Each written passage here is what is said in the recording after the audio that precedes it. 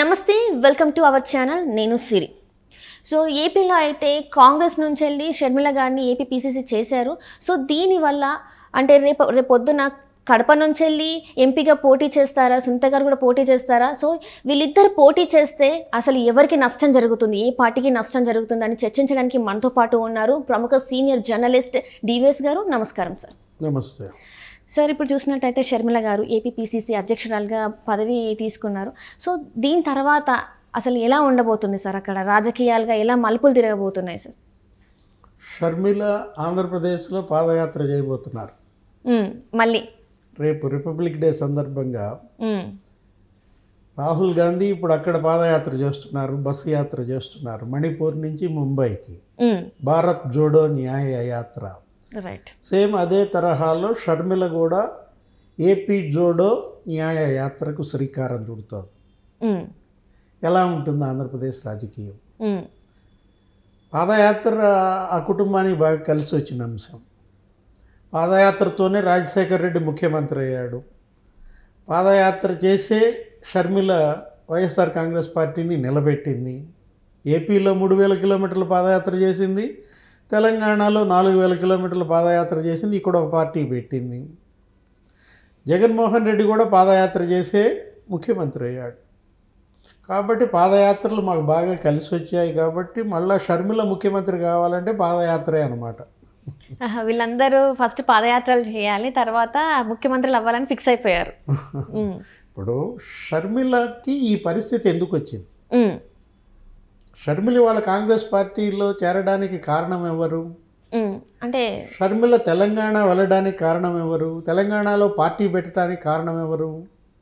ఈ అనివార్యత షర్మిలకి కల్పించింది ఎవరు? రైట్, జగన్మోహన్ రెడ్డే కదా. అవును. జగన్మోహన్ రెడ్డి తన చెల్లికి న్యాయం చేస్తుంటే ఇవాళ ఆమె కాంగ్రెస్లో చేరాల్సిన పరిస్థితి వచ్చేదా? తెలంగాణలో పార్టీ పెట్టాల్సిన పరిస్థితి వచ్చేదా? అన్న దగ్గర న్యాయం జరగకపోతేనే కదా. రైట్. చెల్లి వాళ్ళు ఇంకో పార్టీలో తన పార్టీని కలిపేసి ఇప్పుడు ఆ పార్టీ బాధ్యతలు భుజాన్ని వేసుకుంది. ఇప్పుడు రాజశేఖర్ రెడ్డి కూతురుగా షర్మిలకి మరి రాజకీయ వారసత్వం వాటా కావాలి, ఆమె క్లెయిమ్ చేసుకుంటాను. జగన్మోహన్ రెడ్డి గెలుపులో షర్మిల కష్టం ఉంది. రైట్. 15 ఉప ఎన్నికల్లో జగన్ పార్టీని గెలిపించిన కష్టం ఎవరిది? షర్మిల. జగన్ జైల్లో ఉన్నాడు, జైల్లో షటిల్ ఆడుకుంటున్నాడు. ఆయన కాదు కదా ఇక్కడ బై ఎలక్షన్స్ గెలిపించింది. రైట్. ఇప్పుడు 2014లో 67 సీట్లలో వైసీపీ వచ్చిందంటే దాని కష్టం షర్మిలది ఉంది. 2019లో 151 సీట్లు వచ్చాయంటే దాని వెనుక కష్టం షర్మిలది ఉంది కదా. తన కష్టంతో అన్న ముఖ్యమంత్రి పదవి మరి అనుభవిస్తున్నప్పుడు ఆమెకేముంది? ఆమెకి ఏ లాభం వనగూడింది దానివల్ల? ఇప్పుడు ఆస్తి పంపకాల్లో విభేదాలు అది వాళ్ళ సొంత పంచాయతీ, ఆ కుటుంబం ఇష్యూ, దాంతో సంబంధం లేదు. ఇది రాజకీయం, ఇది ప్రజలకు సంబంధించింది, రాష్ట్రానికి సంబంధించింది. రైట్. ఈ పరిస్థితుల్లో జగన్మోహన్ రెడ్డి ఇవాళ ప్రజల ముందు దోషిగా ఉన్నాడు. చెల్లికి అన్యాయం చేసిన దోషిగా ఈ అన్న మిగిలాడు. ఇప్పుడు ఒక చెల్లికే కాదు, అటు బాబాయ్ కూతురు, ఇటు ఆ సునీతకి అన్యాయం. Right sir. వివేకానంద రెడ్డి కూతురు, ఆమె మరి వాళ్ళ గల్లీ నుంచి ఢిల్లీ దాకా కోర్టుల చుట్టూతా తిరుగుతోంది తన తండ్రి హంతకులను పట్టుకోవటం కోసం. ఆమె పైన కేసులు పెట్టించారు. ఆంధ్రప్రదేశ్లో జగన్మోహన్ రెడ్డి ప్రభుత్వం జగన్ చెల్లి సునీతని, ఆమె భర్తని అరెస్ట్ చేయమని కేసులు పెడుతున్నారు. ఇప్పుడు అంటే సునీత జగన్ బాధితురాలుగా మారింది, షర్మిల ఆల్రెడీ జగన్ బాధితురాలే. రైట్. జగన్ బాధితులంతా ఇవాళ రేపు తిరగబడుతున్నారు, మనం చూసాం. ఈ పరిస్థితుల్లో మీరేమడిగారు?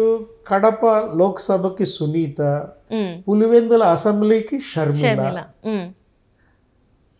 అక్కడ ఆ తమ్ముడు అవినాష్ రెడ్డి మీద ఆమె పోటీ, ఇక్కడ ఈ అన్న జగన్ మీద ఈమె పోటీ గనక దిగితే ఇక కడపలో భూకంపమే. కడపలోనే కాదు, తాడేపల్లె కంపించిపోతుంది ప్యాలెస్. ఆంధ్రప్రదేశ్లో పూర్తిగా ఇవాళ తెలుగు వాళ్ళ దృష్టి అంతా దీనిపైనే ఉంది, ఈ కుటుంబం పైనే ఉంది. షర్మిల కాంగ్రెస్ చేరిక ఎవరికి నష్టం? Right right. జగన్మోహన్ రెడ్డికి నష్టమా, తెలుగుదేశం జనసేన అలయన్స్కి నష్టమా అనే చర్చ జరుగుతోంది. మీరు అడిగారు ఇందాక కూడా, ఎవరికి జరుగుతుంది నష్టం, షర్మిల ఇంపాక్ట్ ఎవరిపైన ఉంటుంది అని. ఇప్పుడు షర్మిల జగన్ ఒక తానులో గుడ్డలే, ఒక పేగు తెంచుకున్న బిడ్డలే కదా. ఒక పేగు తెంచుకున్న బిడ్డలే వాళ్ళిద్దరూ, విజయమ్మకు పుట్టిన వాళ్ళే కదా. మరి అన్న మీద చెల్లి తిరిగి పడితే నష్టం అన్నకే కదా. జరిగేది చెల్లి తిరుగుబాటు వల్ల జరిగే నష్టం అన్నకి, అంతే తప్ప తెలుగుదేశంకి జనసేనకి నష్టమేమీ ఉండదు. ఆంధ్రప్రదేశ్ సమాజం నిలువుగా చీలిపోయింది. తెలుగుదేశం జనసేన అలయన్స్ ఒకవైపు, వైఎస్ఆర్ కాంగ్రెస్ పార్టీ ఒకవైపు. వైఎస్ఆర్ కాంగ్రెస్ పార్టీలో ఇప్పుడు ఈ చీలిక ఏది? షర్మిల పార్టీ కాంగ్రెస్లో విలీనాన్ని మనం ఎలా చూడాలంటే వైఎస్ఆర్ కాంగ్రెస్లో చీలికగా చూడాలి. అంటే అసంతృప్తులంతా కాంగ్రెస్ వైపు వెళ్తారని అనుకోవచ్చా సార్? షర్మిల వైపు వెళ్తారు, ఆల్రెడీ వెళ్ళిపోయారు కదా. మంగళగిరి ఎమ్మెల్యే ఆళ్ల రామకృష్ణారెడ్డి జంపు, షర్మిలతోనే నా జర్నీ అన్నాడు. కాపు రామచంద్రారెడ్డి జంపు, రాయదుర్గం ఎమ్మెల్యే, ఆయన కూడా రఘువీరారెడ్డిని కలిశాడు. ఇలా జగన్ ఎవరికైతే టికెట్ నిరాకరించాడో ఈ బీసీ ఎస్సీ ఎస్టీ వీళ్ళందరూ కూడా షర్మిల వైపు వెళ్తారు, లేకపోతే తెలుగుదేశం జనసేన వైపు వెళ్తారు. తెలుగుదేశం జనసేన వైపు వెళ్ళలేని వాళ్ళంతా షర్మిల గుమ్మం తొక్కుతారు. ఇప్పుడు షర్మిల అక్కడ బలోపేతం అవుతుంది. ఇప్పుడు షర్మిలకి ఇచ్చిన టాస్క్ అదే కదా. వాళ్ళ టార్గెట్ 2024 కాదు, వాళ్ళ టార్గెట్ 2029గా చూడాలి. అంటే ఆమెకి 9 ఏళ్ళ ఉంది టైం. ఈ 9 ఏళ్లలో కాంగ్రెస్ పార్టీని మళ్ళీ ఆంధ్రప్రదేశ్లో పునరుజ్జీవింపచేయాలి, పునర్వైభవం తేవాలి. నిన్న బాధ్యతలు అప్పచెప్పినప్పుడు కూడా ఆమె మాట్లాడారు, ఆమె ట్వీట్ ఏదో చేశారు. ఏంటి? సీనియర్లను పెద్దలను కలుపుకుని చిత్తశుద్ధితో కృషి చేస్తాను. చిత్తశుద్ధితో అంటే ఏంటి? ఇదే చిత్తశుద్ధి. నిజంగా షర్మిల చిత్తశుద్ధి చూపిస్తే అన్న ఎత్తుకుపోయినటువంటి ఆ 37% ఓట్ బ్యాంక్ని మళ్ళీ కాంగ్రెస్ తీసుకురావాలి. Christians, Muslims, BC, ST, SC వాళ్ళందరినీ కూడా మళ్ళీ కాంగ్రెస్ కనుక తీసుకొస్తే నష్టం ఎవరికి జరుగుద్ది? జగన్కి, అంటే వైసీపీ ప్రభుత్వానికి. అంతే కదా. ఇప్పుడు తను మొదట అడ్రస్ చేసింది కూడా క్రిస్టియానిటీ మీద. దేశంలో అతిపెద్ద సెక్యులర్ పార్టీ కాంగ్రెస్, మణిపూర్ అల్లర్లకు బీజేపీ కారణం అంటూ 2000 చర్చిలు తగలబెట్టారు, 60,000 మంది క్రిస్టియన్ల పైన దాడులు చేశారు, సజీవ దహనాలు చేశారు అంటూ ఆమె చాలా ఆవేదన చెందింది. పక్కనే బ్రదర్ అనిల్ కుమార్ ఉన్నాడు, క్రైస్తవ మత బోధకుడు, ఆమె భర్త. అంటే వీళ్ళ టార్గెట్ ఏంటి? Christian vote bank. అది మొదటి నుంచి కూడా కాంగ్రెస్ ఓట్ బ్యాంక్. అది జగన్ వైపు వెళ్ళింది, కాస్త ఇప్పుడు ఎటు మళ్ళుతుంది? మళ్ళీ కాంగ్రెస్కి మళ్ళుతుంది.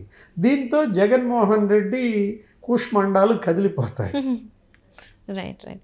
అంటే ఇక్కడ చూస్తున్నట్టయితే ఒక చిన్న డౌట్ కూడా ఉంది సార్. ఏంటంటే ఇది జగన్ వదిలిన బాణం అంటే వీళ్ళిద్దరి మధ్యన వీళ్ళు అనుకోనే జగన్ మాట్లాడే షర్మిలాని కాంగ్రెస్లోకి పంపించారు. అంటే రేపు పొద్దున తను జైలుకి ఇక్కడ ఓడిపోతే, బీజేపీ అక్కడ కేంద్రంలో లేకపోతే, ఒకవేళ కాంగ్రెస్ పార్టీ ఉంటే కేంద్రంలో, సో తన చెల్లి ద్వారా మళ్ళీ తన బెయిల్ని చేసుకోవచ్చు, మళ్ళీ ఉండొచ్చు బయటనే అని చెప్పేసి ఇదొక ప్లాన్ లాగా మళ్ళీ పంపించారని చెప్పేసి కూడా వార్తలు వస్తున్నాయి. అందులో వాస్తవం ఉందంటారా సార్? మరి వాస్తవాలు ఎంత మేరకు ఉన్నాయో మరి వాళ్ళనే దేవుడికే తెలియాలి. ఇది యాక్చువల్గా దేవుడి స్క్రిప్టే. ఏంటి ఆయననే భాషలో చెప్పాలంటే షర్మిల కాంగ్రెస్లో చేరిక దేవుడి స్క్రిప్ట్గానే చూడాలి. ఎందుకంటే అక్కడ న్యాయం జరిగితే ఇటు వచ్చేది కాదు. మాట్లాడితే తెలుగుదేశం పార్టీకి 23 సీట్లే వచ్చాయి, 23 సీట్లే వచ్చాయి, దేవుడి స్క్రిప్ట్ అంటాడు జగన్. అసలైన దేవుడి స్క్రిప్ట్ ఇది. షర్మిల కాంగ్రెస్లో చేరిక. ఇప్పుడు మీరేమన్నారు? అన్న వదిలిన బాణం. బాణం అంటే బాణానికి ఇంకా మనసు ఏమి ఉండదు కదా, గుచ్చుకోవడం వెళ్ళి బాణానికి ఏం తెలుసు, అదేమీ మనిషి కాదు కదా, ఎవరి వైపు గురి పెడితే వాళ్ళకెళ్ళి గుచ్చుకుంటుంది. ఇప్పుడు ఈ బాణం ఎవరి వైపు గురి పెట్టబడి ఉంది? జగన్ వైపు గురిపెట్టు. జగన్కు గుచ్చుకుంటుంది. అది అన్నకు గుచ్చుకోకూడదు అని బాణానికి తెలుస్తుందా? ప్రాణం లేని బాణం కదా. షర్మిలను కూడా మనం అలాగే చూడాలి. షర్మిల అన్న వదిలిన బాణం రివర్స్ అయింది, ఇప్పుడు రాహుల్ చేతిలో బాణం అయింది, జగన్ వైపు ఎక్కువ పెట్టబడింది. బాణానికి తెలియదు తాను ఎవరిని గుచ్చుకుంటున్నాను, కానీ గుచ్చుకోవటం మాత్రం తథ్యం, గుచ్చుకున్న వాళ్ళ యొక్క అంతం మాత్రం తథ్యం అన్నమాట. ఆ పార్టీ అంతం తథ్యం. ఈ అన్న వదిలిన బాణం ఇవాళ అన్న పార్టీకి గుచ్చుకుంటుంది. అంటే ఇట్లా కర్మ ఇస్ ఎ బూమరాంగ్ అన్నట్టు తిరిగి తిరిగి తన దగ్గరికి వచ్చింది అనుకోవచ్చా సార్? అదే దేవుడి స్క్రిప్ట్ అన్నమాట. Right sir.